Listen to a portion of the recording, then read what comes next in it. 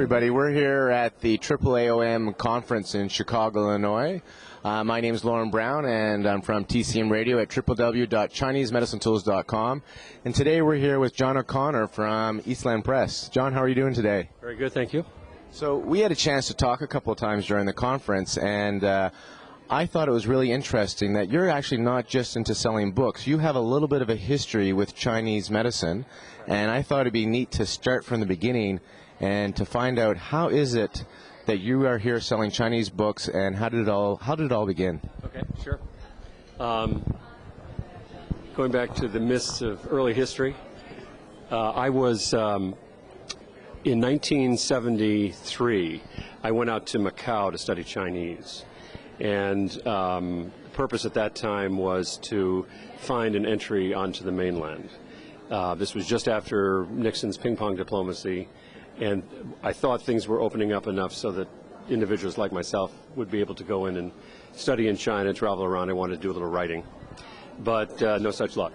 So while I sat in Macau, my language teacher introduced me to someone else, another American who was in Macau at the time, who was Ted Kaptchuk, the later author of The Web That Has No Weaver.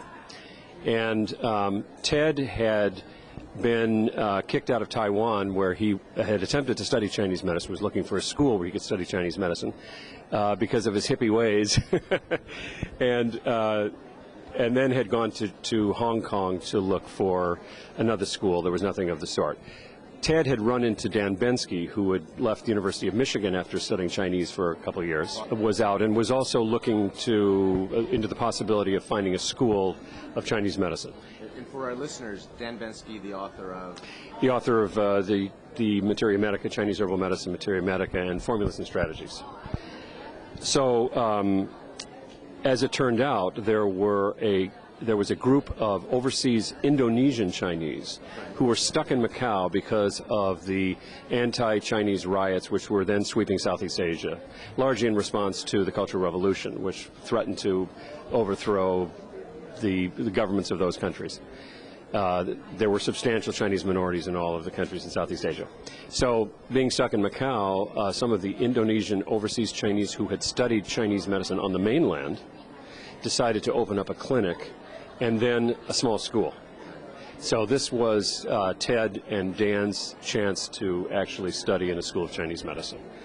There were no textbooks at the time. There were, articles by James Reston in the New York Times, who had his appendix removed during the Nixon ping-pong diplomacy.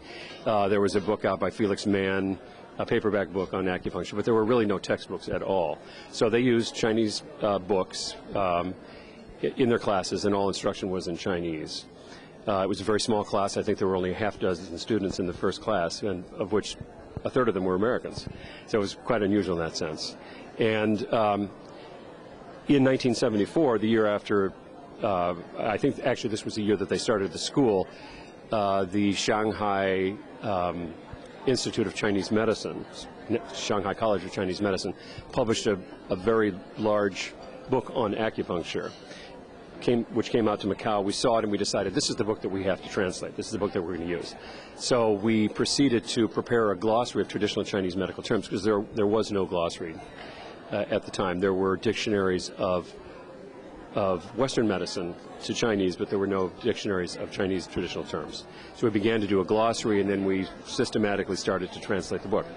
So you guys are the founders of creating English Chinese medicine. You did the translation, the original. We did the original translation, right.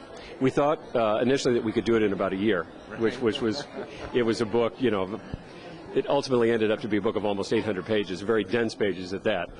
So that was foolish. And about a year or so later, I came back and went to law school in the United States, and Dan followed it a year after that and finished his studies at Michigan, and then went on to study osteopathy.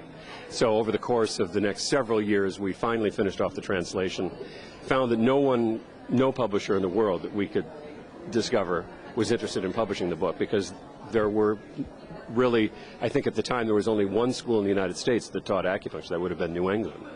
And so we decided we'd publish it ourselves.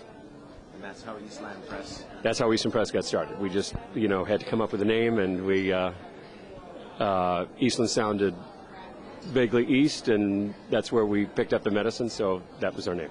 Excellent. It makes it, it's, as a practitioner of Chinese medicine, I have to let you know that after I'm hearing this story, and we talked about this on the weekend, it makes me enjoy buying from your company because there's a history. You have this connection. You're not just a bookseller. You actually are part of the evolution of English-speaking Caucasians or English-speaking, non-Chinese-speaking people to study Chinese medicine. So I'm grateful for you guys doing this, you, Dan, and Ted. And being somewhat of a historian that you are, I thought we would highlight this book, and if we can kind of get a close-up and maybe get you to kind of share with us kind of the excitement and the interest behind the book, Currents of Tradition in Chinese Medicine, in the years are 1626 to 2006. Right. This is a book by Volker Scheid, who is a native of Germany, but now lives most of the time in London. Volker spent a few years in China in a rural community called Menghe, which is just west of Shanghai.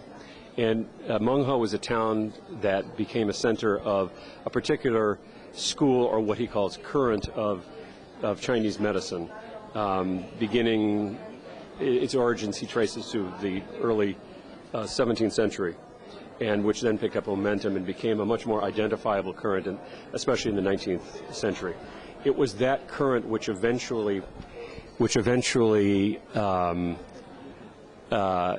became the source for what we now call TCM, or traditional Chinese medicine. This is the book that started TCM. Exactly. So this book traces the origins of what we now call traditional Chinese medicine, because as you know, there were many traditions of traditional medicine in China.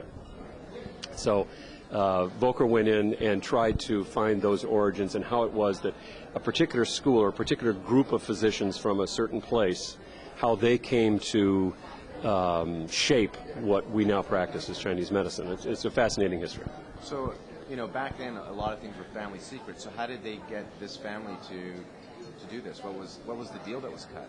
Well, you'll have to buy the book, of course, to find out the whole story. But essentially, there was a deal that was struck, whereby, in exchange for heading up a number of the new schools of Chinese medicine in post-Mao China after 1949, the members of this Menghe current, specifically students of the Ding family, students who had studied with various members of the Ding family, which had moved from Menghe in the 19th century into Shanghai and started some of the schools of traditional Chinese medicine in the city of Shanghai.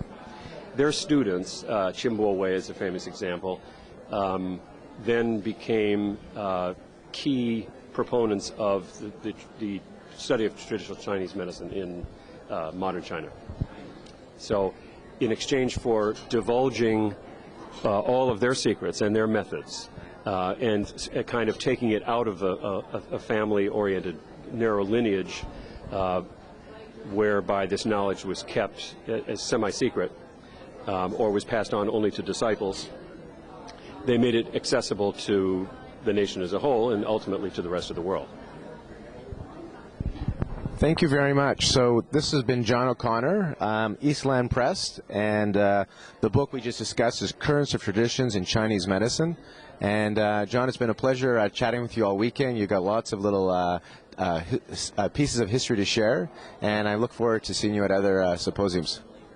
Yes, we will be calling upon John later because, again, he is one of the founders. He started this translation, and now they have a book at Eastland Press to let us know if you're listening to this right now, there's a chance that you're practicing the tradition that this family started. So if you're interested in finding out how our medicine all began, this is a good way to start. Thank you very much. Thanks, Lauren.